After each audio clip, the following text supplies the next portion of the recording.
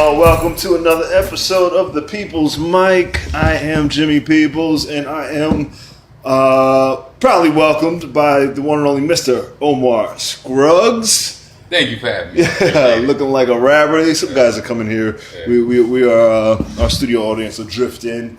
Cool. Yeah. I should have had Chris Keys on today so we could do that the trifecta right. And nip this in the bud once and for all. Prove that we all are three different people. Yeah. Beard's looking good. Oh, thank you. Dope. I can't grow mine in. I can, but it itches. I don't get past the itching part. But you know what? This is the longest. It's crazy because people that know me from comedy, they just see the goatee. But I wore a bit. It's funny. My family, like the men, grow great beards, but go bald young. Nice. So I've had a full beard since I was like 16. Uh-huh. It's just when I started doing comedy, I was like, let me look more mainstream. Yeah. But now I just like, hey, fuck it, go to beard. Yeah, mine grew about that, about 15, 16, and then and I just wouldn't grow it. I always had, as soon as I saw Malcolm X's goatee, I was like, yeah, I want a goatee. I want that. But I can't grow the beard. I love both. You know, they all depend on the one thing I can't do is the whole clean shaven face. Yeah. Really? That I don't like because you've had it before, right? I've had it before only like on job interviews. Okay. Yeah. You know what I mean? But it's like personal preference, I'd rather not. Do you feel like people treat you differently when you're clean from when you're have the beard? I say when I'm like if I go on a job interview and I'm more clean shaven, even if it's like a goatee but trimmed down and everything, and I got on the suit. Uh-huh. Yeah, it's like I attract a different type of woman. Okay. I feel like I attract women that think I got money. Yeah. Which I don't. Yeah. But I say that as far as like regular people, I don't know. People tell me, the ladies usually tell me they like me better with the beard. But I also hear you look more like you might rob me with the beard. With the beard, yeah. You know what I mean? And they tell me I look more Philly with the beard. Absolutely. So, and you got the Philly shirt on. Yeah, you're Phillied out. I'm Phillied out, man. Got my Philly shirt on, my Sixers hat. You know what I mean? Phillied out. I would try to get into sport. I'm not a sports guy. I know you still got a sports podcast? Nah, it shut down, but I'm going to start it back up. You should absolutely start it. Yeah, because I want to do something a little different where instead of just being in the studio, I want to actually... I'm trying to get to a point where I can actually interview actual players, coaches, things like that. That's dope. Even if it's starting at the college level, you know what I mean, working my way up. Yeah, start with the kids. Yeah. Start. Just interview like the Tykes. What is it called? Yeah, like Tykes, the Pop Warner League. You should just interview all Pop Warner League like it's the pros. They coaches be thinking they pro. Hell yeah, man. Sports has changed so much over the last 20 years now because. Especially with social media, like now coaches want to be the stars too. Yeah. So before the coaches, them old school coaches, Vince Lombardi, and you know what I mean, they didn't really want to be stars. They wanted to just coach, but now even the coaches. It's about the game. Now, now it's all social media. Everybody's a YouTuber. Everybody's their own business now, which I can't knock because there's money in it, possibly. Yeah. If you do it right, man. All right, give him your origin story. How'd you get into comedy? You went from the very beginning of my life, or just the most important part? Born and raised in Philly. Yeah. Germantown and Mount Airy. Spent a lot of time in North Philly as a kid. Both my parents are from North Philly. Well, mom from South Carolina, then North Philly. Dad from North Philly. So grandparents both in North Philly. But mainly growing up Germantown, Mount Airy. I didn't want to be a comedian initially. I wanted to be the next Michael Jackson. Yeah. You know what I mean? That's like most. I can't sing. That was the problem. You know what I mean? But at a young age, I'm watching Thriller. I'm 3, 4 years old, 5 years old. I wanted to be Michael Jackson like a lot of people.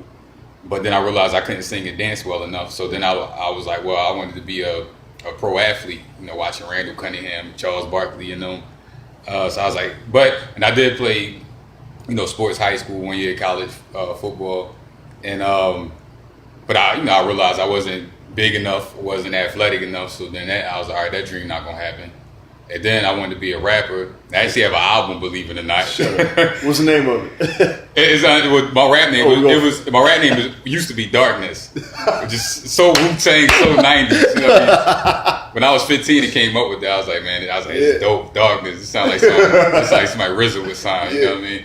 So, but that was the tough side of the album, Darkness. Like, I think Monroe Martin, strangely enough, is the only comic that heard some of it. Like, we was riding in the car one day a long time ago, and That's hilarious. I played some. But I didn't take rap as serious as at that time, being 20, 21, 22. I didn't realize how serious you had to be to make it. Yeah. And at that time, like if I was 20 now, compared to these mumble rappers, not to knock them, but and maybe I still would, because they might be like, "You too lyrical," you know what I mean? But maybe I would be a mumble rapper if I was raised in a different time. Yeah. But anyway, so I tried to be a rapper, but I ain't really put my all into it. And then I still rap now, freestyle stuff like that. But I'm not, rap got an expiration date. Yeah. You can be. Does it? Well, you can be older and be a rapper, but you got to already be established. Okay. I don't think you could be in your 30s just trying to be a rapper. Yeah. You could be in the rap business behind the scenes, but like Rick Ross, Kanye, Jay-Z, Nas, like all them dudes, in their 40s or pushing 40. Yeah. And but they was already established in their 20s.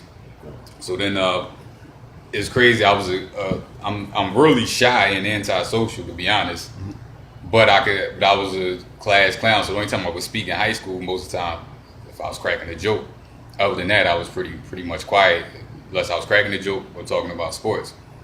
And I grew up watching. I think the most important one, two most important ones I saw that made me want to do comedy was Martin Lawrence, You So Crazy, and Chris Rock, Bring the Pain. Yeah. Okay. Those were like the first two specials where I was like, I pretty much learned them verbatim. Yeah. And I was like, you know what? I think I can do that. I think I could do that, but I was like, I'm too shy to ever get on stage. And even though I did some stuff in high school, I had wrote and produced and acted in a couple I guess it wouldn't be improv. Yeah. It would be sketch. Yeah, like we did I wrote a Kurt Franklin skit that we did one time. That I wrote another thing in 11th grade. We performed at a talent show called The Irrelevant Zone. Me and some other guys from the school. But after seeing those specials, long story short, I was dating this girl, and she was like, "Oh, you pretty funny," and she was like, "My friend is a comedian." She was like, "You should go to the Laugh House and do open mic." I didn't know anything about how to get started in comedy. Yeah. I knew nothing about comedy. Yeah. What year was this? This was 2008. Okay. And she's like, "You should go down there and give it a shot." I was like, "Nah, I'm too shy, whatever." Anyway, she talked me into it. And it's funny, she wound up like stopped talking to me like maybe 2 weeks before I decided to do it. And she actually convinced me to take a cat from this same comic. And so I went down there and I killed my first time at the Laugh House in Wig, the legendary Wig. Yeah. So, Omar, you gotta come back. Where you been? Yeah, I remember it. And I came back, but I wasn't doing it serious. I was doing it like once a month. Oh. You know what I mean? I would do it like once a month, and then I stopped for like a whole year. And then eventually, about 5 years ago, I was all right. Let me like really try to do this. And even still looking back on it, once I moved to New York, I realized even then I wasn't really doing it. Yeah. You know, when you come to New York, you realize this is like really doing it. Yeah, absolutely. When I was doing it in Philly, it was like a month I'll be really doing it. 3 months I'll be like, I show it once a week. Yeah. Then it was like, you get here, you're like, okay, this is like really what it's about. You know what I mean? So, it's a different game. Yeah. Different game. Way different. Do you think it's different? You talking about being a late rapper. Why is it different from rappers and comedians? Like a comic can get into it later. I don't know. Rap is I guess ageist. Is that a word? It's ageist business for whatever reason. Even more so than rock and roll, or I think rap and pop are both. They cater to being young, maybe more than any other art form. Because if you're a painter, nobody cares how old you are. If you're playing the drums, I don't think nobody cares how old you are. Even the people up front in the band are younger. If you're playing the drums and guitar, I don't think it matters as much. But for some reason in rap, like even rappers like, oh, he's irrelevant now because he's been out 10 years. You know what I mean? There's very few Nas's and Jay-Z's and Kanye's that could be around for more than 10 years. Because usually after a couple albums, they like, all right, we on to the next person. But I don't know why that is. It's frowned upon. Like they say, if you were 35 and you're like, I'm trying to be a rapper, everybody would be like, hell no. Yeah. Like, no, you're a piece of shit. And I wonder if it's a black thing because it's an art form where it's mostly black people. But like I don't know as much about rock and roll and pop. But I feel like pop may be the closest. But pop, I still even feel that's more for women. They want that young. Like Johnny Cash was older when he started, right? Yeah, like he a lot was. of guys, yeah, you know. So I think rock and roll you could be older. Pop might be the closest thing to rap because pop caters more to a younger audience, and maybe that's what it is. The younger audience at one point with rap, since it was such a new art form, you only had young audiences for the most part. Unlike rock and roll that had been around for a long time, or the blues. So maybe with rap, it got that label because if it was 1990 and you were 15 in 1990 or whatever, I mean rap was still pretty new. It had been around, but it wasn't mainstream yet. Yeah. So maybe that's part of it. Is such a young art form, or still is compared to most other ones. It's like 25, 30 years now. Yeah, so maybe that's why it more caters to a younger audience because like once you get over 30, you start listening to rap different. Like I'll listen to like Lil Uzi Vert or Kodak Black and these guys, and some of the stuff is okay. Yeah. But at this point, I'm like, nobody's ever going to top Jay-Z. Nobody's ever going to top Nas. No. But some 15-year-old kid right now, his favorite rapper might be Wiz Khalifa. By the time he's 25, he might have switched to another rapper three times. His favorite, you know what I mean? But I don't know why that is. Because most of the best rappers are older than me. It's just culture. Yeah, it's very ageist. Welcome. We got a studio audience. Bill, you're almost a fixture here. Yeah. I like it. Mr. Bill Petit is a comic. We'll talk to you in a minute. We'll get questions from you at the end. Let's see. We'll do a little question and answer, and then go from there. What's bothering you? I don't want to go into politics. What's bothering you in current events right now? I mean, We'll get you pissed right now. Do I go into the obvious with Trump? Keep it short. Do it. I mean, the crazy thing is, me being a sports fan, I used to like Trump because he promoted boxing matches. Yeah. I didn't know his politics though. Yeah. Now that I know his politics, man, this dude's a piece of shit. Yeah. You know what I mean? But we got to deal with it. I mean, it's not really much we can do. You just live righteously, and hopefully he don't get us all, blown up. How do you feel about is he good for black people? Trump? Yeah. Hell no. But if you try to take a positive out of negative, maybe he'll make black people come together more and say, we really got to stick together because now the people that are against us are really in power, and they're empowering the people that aren't in power. They're making them feel more empowered now to wage war, not just against black people, but minorities and poor people. So maybe that'll make minorities, particularly black, since I'm black, come together more and say, all right, we need to stick together more because they trying to take us out. How many black guys can you name were killed while he was in office? How many black guys were killed while in office? Yeah, while he was in office. Do you feel like it's slim? I feel like he's a piece of shit. All right, I'm not trying to defend him, but I was thinking the other day. I was like, I feel like the numbers are low right now for us. Yes, compared to Barack. Yeah, but I think because it's funny because I think when Barack was in, maybe it was more minorities were getting killed. Maybe it was because they were feeling like, well, we got to show.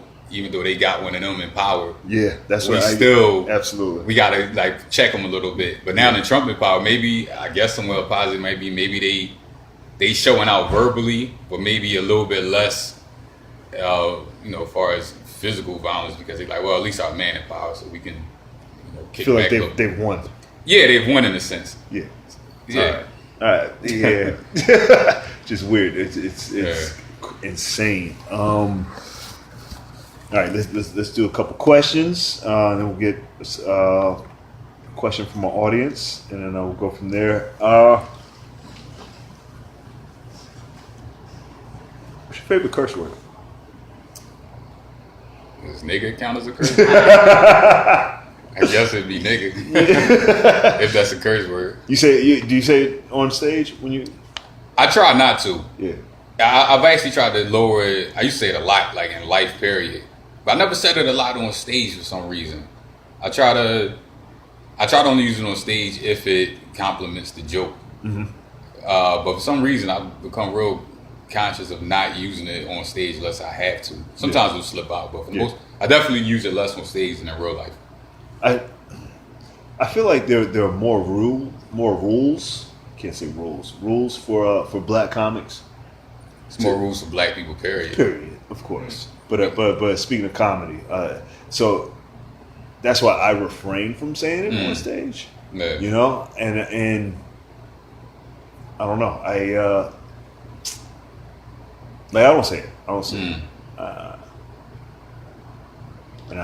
It's rare. I'll say maybe one out of, unless I got a joke where it's actually part of the joke. Yeah. Which I only got like maybe 1 or 2 jokes like that. Uh-huh. But for the most part, I say maybe only 1 out of every 15 times I'm on stage it'll come out. Yeah. But then there's some comics who can't not use it. You know. Exactly. They don't even. I don't even think they know that they use it as a they punctuation. Just the way they talk. You know. I don't know. Trying to point to that. If you weren't doing comedy, what would you be doing? Traveling, I hope. That's what I really want to do. I feel like that's something I missed out a lot on in life is traveling.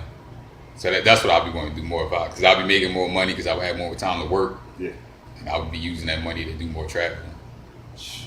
Yeah, that's the point of this. I want to travel. Yeah. Just travel and do this. Yep. Do this, make people laugh. Yep. You know. I don't care about the glitz and the glamour. If I can just travel, go to the city, rock out, and then come back. That's, get paid to travel. Yeah, get paid to travel. Take it. What are you not very good at?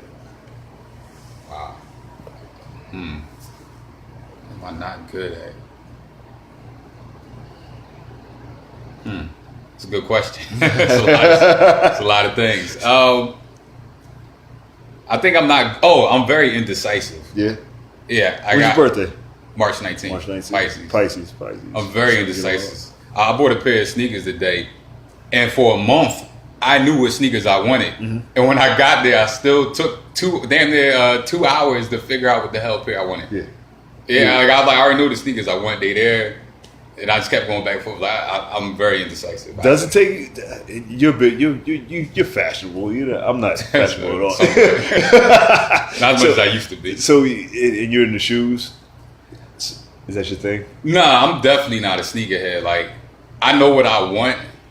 Like, I hate to sound cliche. Like, I like Jordans and Air Max, stuff like that. I know what I want, but I'm not a sneakerhead because sneakerheads are literally. Like the people with iPhones, it's like the same thing. It's like, the new iPhone coming, I gotta get. The new Jordans coming, I gotta get. I'm not that. Yeah. But when I want it, I know, and I'll put money to the side to make sure I can get it. Polo was my addiction back in the day. Really? Yeah, I used to work at Macy's, and I had a Macy's credit card. And my Macy's credit card got up to like $5,000 at one point. God. And I realized, I started looking through the bill. I was like, and it's most, like 90% of this is Polo. So, and I was like, man, but at that point, I was like, man, I'm getting too old to be wasting all this money on clothes. And I really started cutting back. Damn. Shit. Is this weird? I saw a couple and they have matching shoes on. See that a lot. Really? Yeah. It's like Yeezys and stuff? No, they have like Vans. Like just matching. That's just being poor. Is it? Not when it's Jordans though. Like, see, Jordans is okay. I guess they do. I was like, I'm not getting the same shoe as my girl. Nah. I don't know if this is stereotyping them, but I feel like I see it a lot with Dominicans and Puerto Ricans. Really? These white people. Not even so much white people, just Dominicans and Puerto Ricans. Yeah, I think the couple I saw, there's a white couple, and I was like, not my style. You know what I mean? That's up there with wearing the same shirt or the jersey. I was like, I'm not. I didn't like it. I wouldn't do it, but into that. I hate whenever I see couples on the same workout split. Like, where like the guy's in there training the girl and they're doing the exact same workout. That bothers me because I'm like, dude, you're getting less swole and you're building up her body in just an awful way. It's just like separate, like. I see. I get jealous of workout couples because I was like, I want a partner. I want to. But yeah, I see what you're saying. As I'm noticing at the gym, it's a lot of very in shape women with a lot of out of shape men. Mm-hmm. I mean, I'll be in the gym and I'll be like, man, these women are made shape, and they'll be like some sloppy dude, and I'll be like, how is he? Money. They gotta be money, huh? Sloppy's in now. Yeah, looking like you don't care is kind of in. somehow. Yeah, it's got. I always say it's money. It's always go to money, or a hell of a personality. and it's definitely not that. Definitely not that. All right. Bill, you got a question? Yeah. So once you pop big in comedy, you're gonna go back to rap like Childish Gambino? Nah, I'd love to be in the music business, but more behind the scenes. Like I definitely still want to be in the music business. You could do your own soundtrack, like you do. I like to produce, not like on a Diddy type produce, not me like actually making the beats because I don't know how to make beats. Yeah. But I would like to be somebody like kind of like DJ Khaled do, where like I get a collection of rappers I like, and I got an idea in my head of what I want the album to sound like, or certain songs to sound like. So I like to do something like that. As far as being in the forefront, like the actual rapper, if I got plenty of money, I'll do like Shaq and make my own albums. Like, who's gonna stop me if I could just make my own? Yeah. Like, I mean, I would do that, but I wouldn't seriously like try to be a rapper at this point. Okay. What are you on social media? Yeah. You use Tinder? Am I on Tinder? Yeah. I'm on Tinder, but a lot of people might be like this. I'm a bored Tinder, if that makes sense. Like I'm on Tinder when I'm bored. Okay, yeah, that's about right. And I work overnight. I feel like you're better in the streets. Yeah, I've seen you in action in the streets. I've come across women and people in general that do online dating, and a lot of people say how it doesn't work. And in my opinion, it's because it's a synthetic way of meeting someone. Yeah, I believe in energy in the universe brings certain people together at a certain time for a reason. And I feel like when you're going through an app or phone, a computer is matching you up. I feel like it's a synthetic way of doing it, and that's why it tends to not work out as often. Yeah, that's the way I see it. Yeah. No, I like I'm better on the train. Like I'll be on the train and she'll just be either walking by or standing close, and then we'll start a conversation and we'll go from there. Like that's the best part. I think I don't want to be on social media and look through all your stuff until I see something I don't like. You know. That's a bold move on the train. How are you? We have actual 2 audience members now. What's your name? Brittany. This is the People's Mic podcast we do before the mic. So you can chime in if you'd like. We'll do one more. What's your favorite sound? 2-part question. What's your favorite sound, and what's your favorite sound during sex? My favorite sound in general? Yep. And my favorite sound during sex? Yep. My favorite sound, that's a good one. My favorite sound, I'm gonna say that laughter. Okay. Like if I'm on stage, my favorite sound is because for the most part I like quietness. Unless I'm listening to music, I like being quiet. But being a comic, my favorite sound is hearing people laugh. Whether it's me making somebody laugh or I'm at a show and somebody else laugh. Plus, we're releasing endorphins and all that good stuff. So I'll say laughing. Sound of laughter. Favorite sound during sex.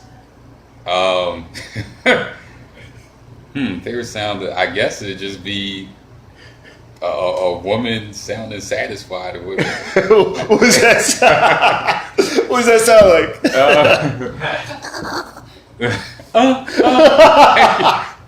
A couple thank yous in there. Yo, thank you, sir.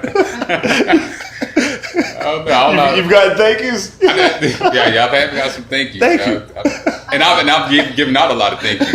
Look, a lot of. Are you a high fiver? I'm not. Oh yeah, I'm a high fiver. I like to come up with handshakes though, like special handshakes with my chick. You give dap? Yeah, like special like. You know what I mean? Like I like a special handshake. You know what I mean? Yo. Like if you any woman that ever dealt with me, if we had a special handshake, that mean I really fuck with you. If we ain't have a special handshake, literally, you know what I mean? If we never had a special handshake, then it wasn't that good. Yeah, it might not.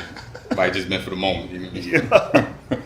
I like a girl who I like a girl who growls. A growler, like if like the sound of pushing the pressure out, like she's like like she just that's you get like to a pussy fart. Like nah, it's not a pussy. It's like like she can't take anymore. Like she doesn't want to break, but she's like tapped out. Yeah, but she's not gonna tap out. That's my favorite. All right, where you at? Where can they find you on social media? Instagram. At Omar Scruggs. SCRUGGS. Same thing. Twitter at Omar Scruggs. Facebook, Omar Scruggs. You got a website? No. Got a website? Get your website. You got a website, Bill? All right, guys. Hey, yo. What are you doing? What are you waiting for? My Twitter. You didn't follow me back, Jimmy. You're right. I usually don't follow. I did follow you back. I think I did. I'm pretty sure I did. I saw you. Maybe I just looked at it like, I ain't following you. But Andrew, you got a website? No. No. Oh, you know what? If somebody do want to hear even though I'm not doing it anymore, my old podcast, that website is still up. What's the name of that? Supercrappyfuntime.com. I remember that. Cool. So if you want to listen to some old sports podcasts, they still up on. Can they find your music online yet? Still? No, my music is Lost tapes. Is on a tape. Like it's literally on a tape. Jeez. And for some reason, I have a tape deck in my car that. I'm gonna try to get that from you to add it to this. Yes. You on Pinterest?